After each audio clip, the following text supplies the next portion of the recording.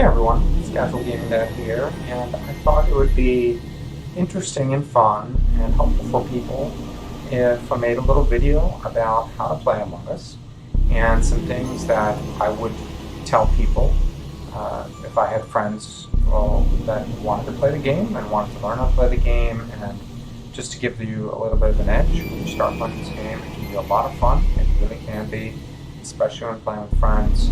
So let's get to it. What's nice about the game is that it does have a how to play button, which is really interesting. It goes through in little tidbits telling you information that you should know, but it doesn't cover everything. So let's go right into it here. I'm going to use the free play mode. The free play mode allows us to go into the game and take on the different roles and try things out. So let's get started. So what is Among Us? Among Us is a game where you play with 4 to 10 people, and the point is that you have a crew of people, and this is the map right here, and they're all going to look a little bit like myself here. Normally when you go into a game, you have a little spot, a little computer where you can change the way you look and customize. One person can be one color, of course, but you can change the way you look with little knickknacks. Here I look like a little police officer, and you can actually spend a little money as well to get little things to support the game developers, which is nice. So you have a crewmate of people. There's 2 different maps right now, and the point is for everyone to complete their tasks. See what it says, total task complete. You'll have a bar up here at the top that fills up as each person completes their tasks. So, sounds simple enough, right? Well, it's not quite that simple, because there's anywhere from 1 to 3 imposters on the crew.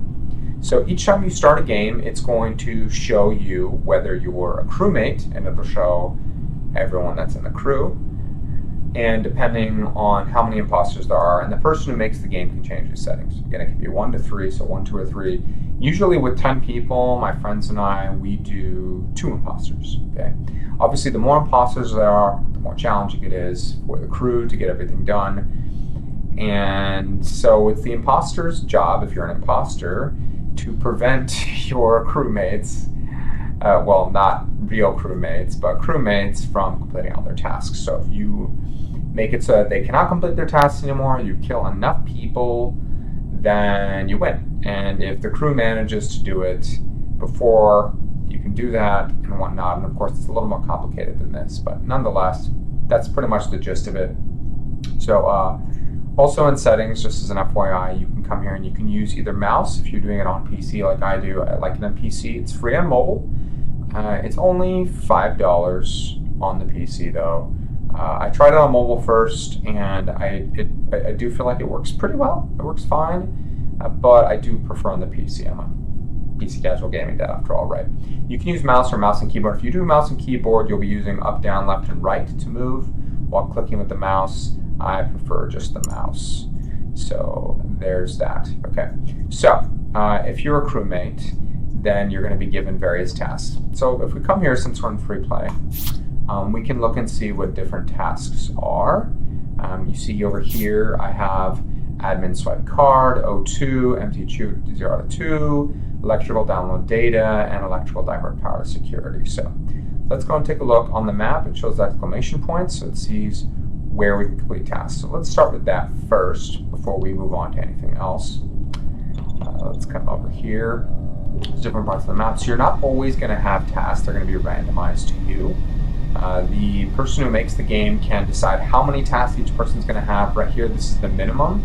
Usually when I play with my friends, we have more tasks than this. There's common tasks, there's major tasks, right? So the person who makes the game can decide that. So we're going to go here to make, so that tells us. So they're pretty straightforward. Sometimes they can be a little confusing, but I was able to figure out most of the time. So see how I got 1 out of 2, and now it's got an arrow that's pointing me to where I need to go next. Okay. So we're going to start with just a little bit of this before we talk a little more about, well, some of the other tasks, as well as what are some things imposters can do. Okay, so we're going to clear the chute. Well, there's a diamond there too. So you see how I completed that task, and now, because I'm the only person in here, it filled up quite a bit. It filled up about 1/4 of the way. If there was other people here, it would only fill up a small portion, right? And you see these little bars because that's how much each individual person in the game contributes. So there's 10 people and there's one imposter, there'll be 9 slits right here. So, okay, so that's pretty much how it looks. You'll always have access to the map. Let's go over here in admin. Let's take a look at another task. And like I said, each map has different tasks. And as you play each map, you go used to them. There's little dummy characters in here so that if you want to be an imposter, you can come in here and, well, have your way with them. So tasks are really simple, like that, right? Very, very straightforward. Okay, so finish all our tasks, right? Crew team wins, right? Simple. Well, it's not that simple because let's go over here. And what happens if we become the imposter, right? Sabotage and kill everyone, right? And then they give us fake tasks, right? Because if we don't do tasks, well, then it's going to be obvious that we're an imposter and people are going to try to deal with us in another way, okay? And there's a way to do that. So you can see we have a kill button here. There is a cooldown on it. You notice there was a countdown when it started. The person who makes the game can change the cooldown to see how long they want to have it for. Usually at the start there's a cooldown. Every time you have a kill, there's a cooldown. So your job is to do it. You want to do it smart. You want to be conniving about it. You'll notice some red. You'll notice these little vents. If I walk up to a vent, click in here, then I have different places. So if you're not an imposter, you cannot use the vents. So here, someone might be doing this, and I might come in here and be like, see ya. And see, there's a cooldown now. Try to get away, right? Now, if someone else saw me, then they could do what's called reporting. So if we come back over here, and I swap back, and I'm going to swap back and forth a couple of times, don't worry, I'll make sure I explain everything. Okay, so let's go back here, and let's say, here I am, on my merry way, going to complete a task, and I find a body, so I report. So I report a dead body, and this is usually what happens. There's a set amount of timer. It'll show everyone who's dead, right? You'll have a certain amount of time for people to vote. You can usually, in the chat, discuss things if they're playing with people that you don't know who they are.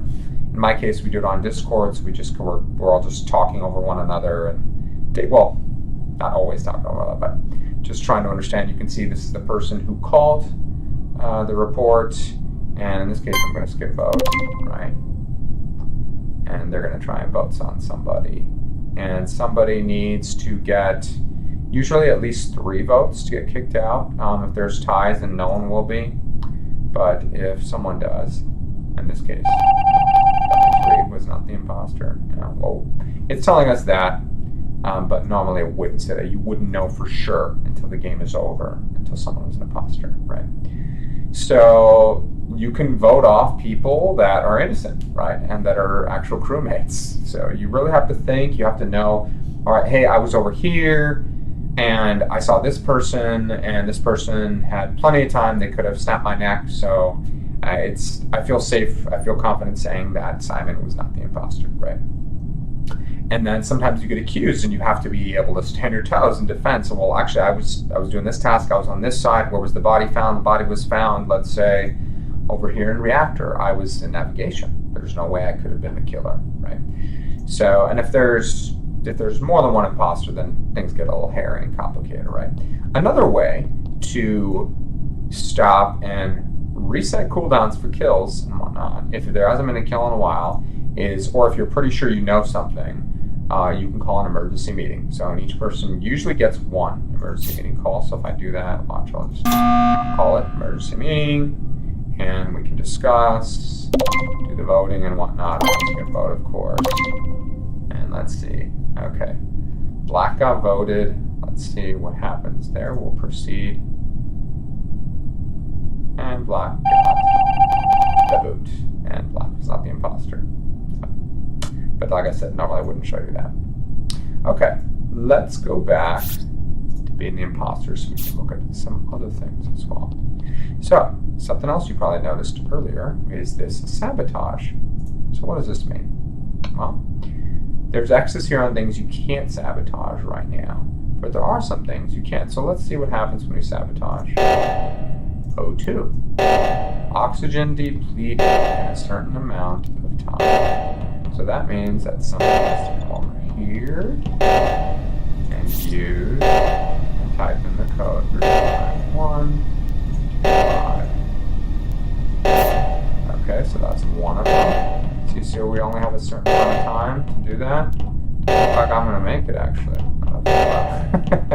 Normally it'd be multiple people making it, so normally the imposter would have just won because of the critical sabotage. Instead, we just shut it off. So that normally there would be someone else who would come here, and you can't avoid these things, right? So let's do some other sabotage, right?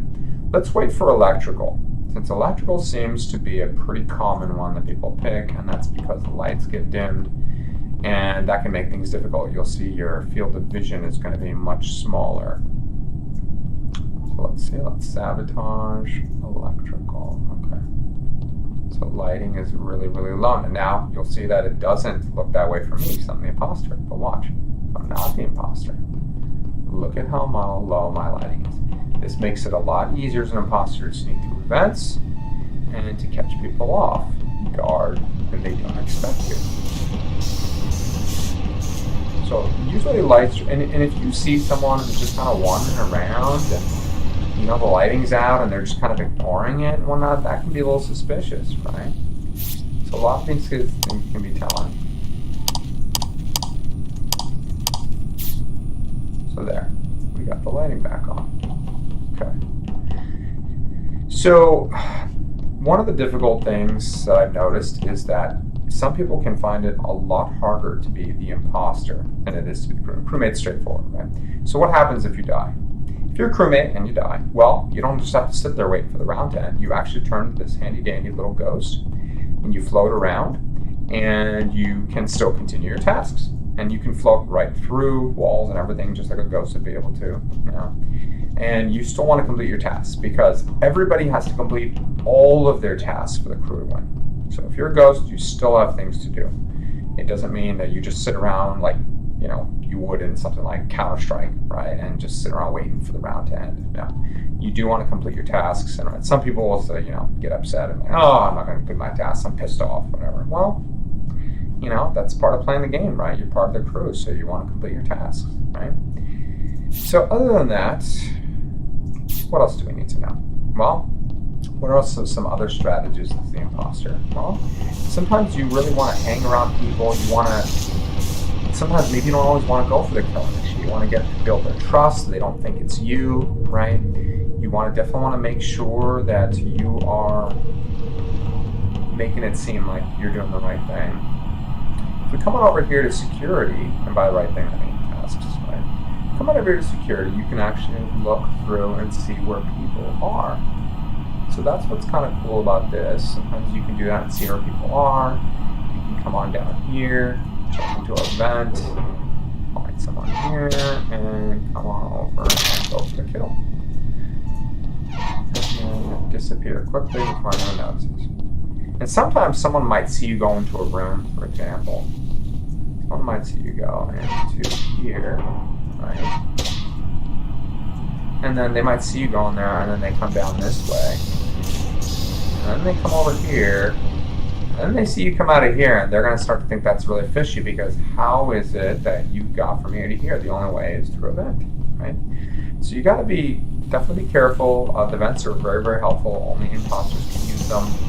But people can see you coming out of them. So sometimes you might, like I accidentally just came out right as someone was walking by, they can just call an emergency meeting on you right away. Like, yep, saw him coming out of an event, it's definitely Simon. And that's that, right?